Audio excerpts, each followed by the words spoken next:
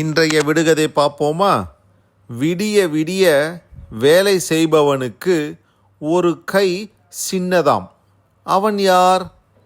என்னடா அது, கஷ்டப்பட்டு வேலை செய்கிறான், கை சின்னதாமே. 10 வினாடிக்குள் கண்டுபிடிங்க பார்க்கலாம் யாருன்றது. என்னடா அது, எப்படி ஒரு கை சின்னதாக இருந்தால் விடிய விடிய வேலை செய்ய முடியும்? கை வலிக்குமே அவனுக்கு. கண்டுபிடிச்சிங்களா யாருன்னு? அதுதான் நம் அனைவர் வீட்டில் இருக்கும் கடிகாரம். இன்றைய விடுகதை பார்ப்போமா?